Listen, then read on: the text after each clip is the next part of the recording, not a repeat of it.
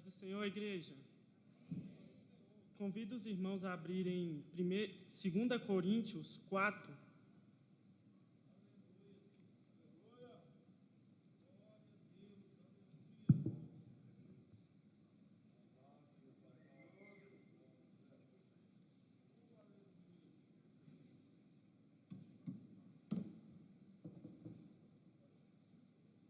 Glória a Deus.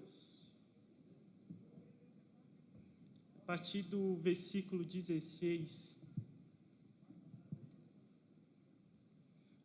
que vai dizer assim: Por isso, não desfalecemos, mas ainda que o nosso homem exterior se corrompa, o interior, contudo, se renova de dia em dia, porque a nossa leve e momentânea tribulação produz para nós um peso eterno de glória, muito excelente, não atentando nós nas coisas que se veem, mas nas coisas que não se veem, porque as coisas que se veem são temporais, e as coisas que não se veem são eternas. Amém? Pode estar se assentando. Eu gosto muito dessa parte, e eu vejo aqui Paulo, a princípio, falando, eu olho ele explicando assim para as pessoas: olha, naquele momento difícil, naquele momento em que você acha que não consegue mais, naquele momento em que tudo você vê que fala, nossa, amanhã não sei se eu vou estar de pé. Ele está falando: olha, pode ficar tranquilo, porque Deus vai estar contigo, Deus vai te levantar no dia seguinte. E é interessante porque se a gente for olhar a história de Paulo, a gente vai ver que ele não teve um histórico muito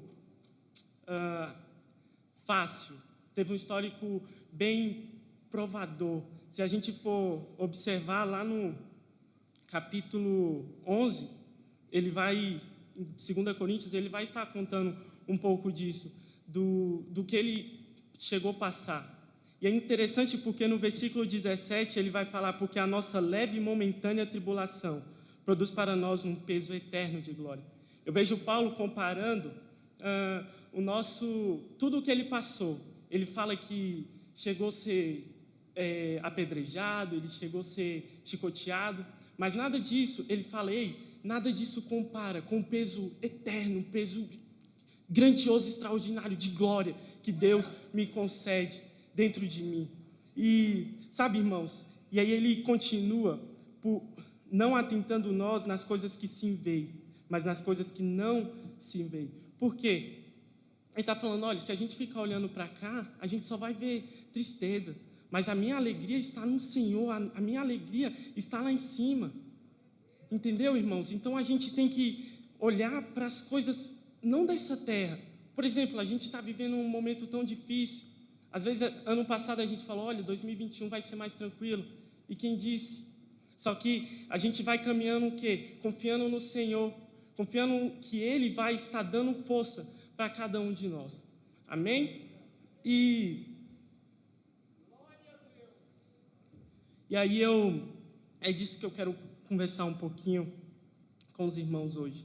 O irmão Washington me passou um versículo assim, base, né, para a gente estar discutindo. Eu quero falar um pouco sobre as tribulações e os tempos difíceis que a gente vem passando na nossa vida e como a gente pode acrescentar isso, algo positivo. Não colocar como um tempo difícil, mas um tempo de aprendizagem, um tempo que a gente possa aprender mais com o Senhor, entendeu? Assim como Tiago 2, eu gosto muito dessa passagem, ele vai falar que, Tiago 1, 2, ele vai falar: meus irmãos, tede grande gozo quando cairdes em várias tentações, sabendo que a prova da vossa fé opera para a paciência.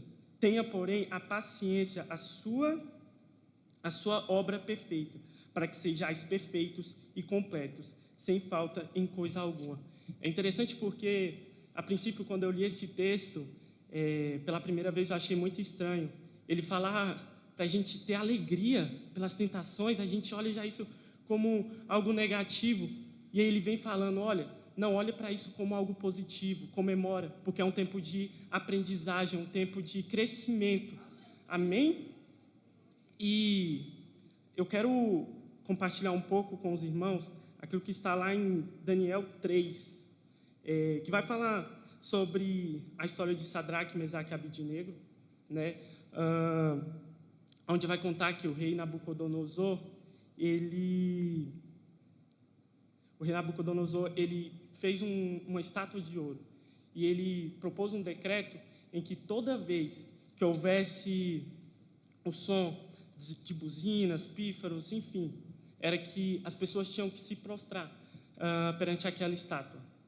E aí, o interessante é porque a história vai contando que chegam homens falando para o rei, ó rei, você fez tal decreto e existem 3 homens que o Senhor até colocou como, ele vai falar aqui,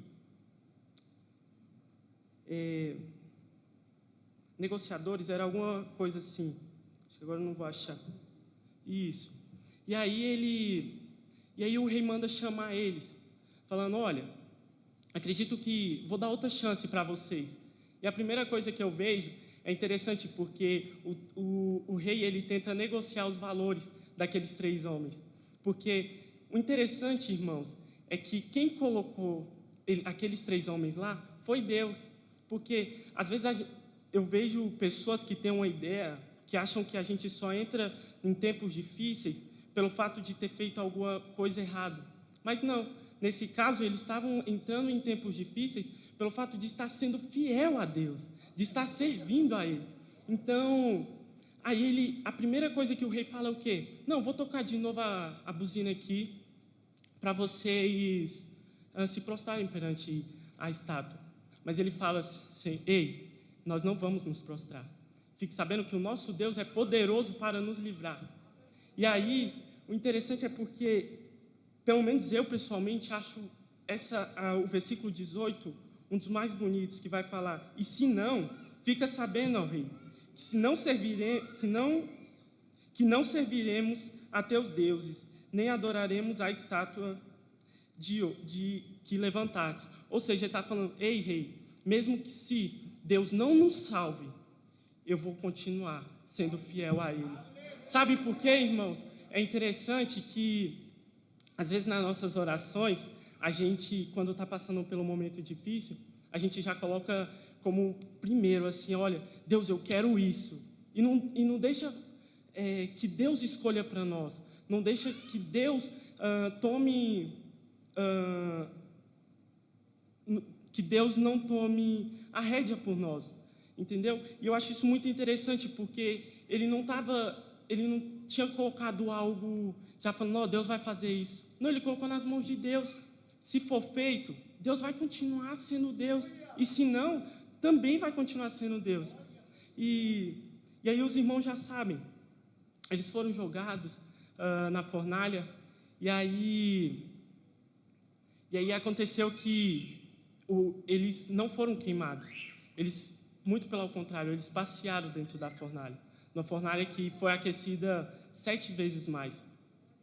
E aí é interessante porque, se você for parar para observar, a Bíblia vai contar que eles entraram amarrados lá dentro e saíram andando.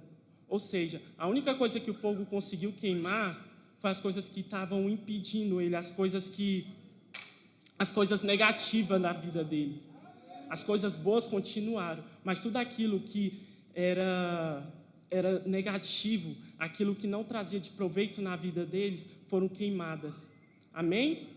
E aí você consegue, você vê, se lá no início ele tivesse negociado os valores,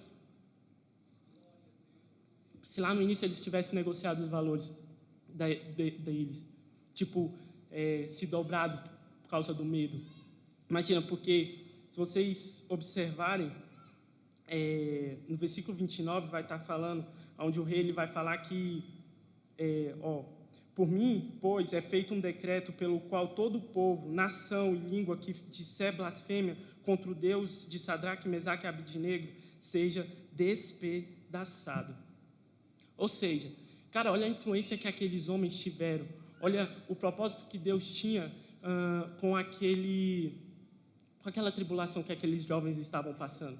Eles não abençoaram, não edificaram somente a fé deles, mas acredito que a partir daquele momento, eles ajudaram outras pessoas a estarem servindo a Deus.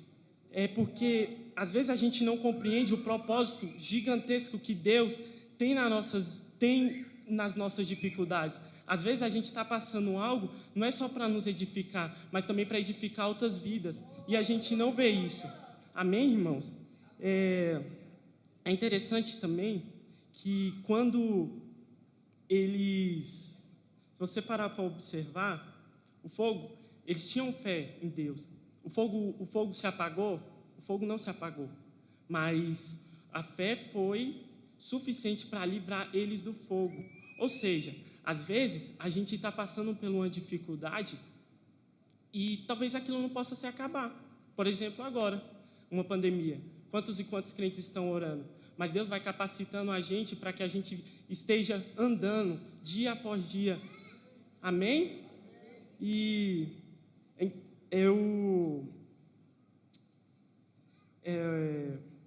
se você for ver, eu estava observando a história de Jó e José. São duas pessoas que também tiveram seus valores confrontados. Por exemplo, Jó, pela sua mulher, quando ele perde tudo, o que a mulher dele fala? Para ele questionar Deus e falar, morre. Questiona Deus e morre aí. José, confrontado seus valores na casa de Potifar. Eu acredito que vai ter uma hora no nosso momento de aprendizagem, no nosso momento que também pode ser chamado de upgrade, que nós vamos ser questionados, que o inimigo vai tentar tirar a gente do foco, porque ele sabe que o propósito que Deus tem na nossa vida. Amém, irmãos? E às vezes a gente olha para essas e sempre elas terminam tipo, então, por exemplo, a história de Sadraque, Mesaque e Abidnego. Então fala, então o rei fez prosperar Sadraque, Mesaque e Abidnego na província de Babilônia. A gente vê que eles foram abençoados por Deus. Mas eu vejo que pessoas hoje, elas colocam o principal foco nisso. Às vezes o propósito de Deus, eu vejo essas coisas, bênçãos materiais, terrenas deste mundo, como algo extra. Porque o principal motivo disso era aumentar a fé daqueles jovens e abençoar outras vidas. Às vezes a gente foca simplesmente em dificuldades como bênçãos. Por exemplo, se a gente pegar a história de Estevão foi confrontado e não chegou a receber bênção terrena. Mas se a gente parar para observar, ele mesmo vai falar.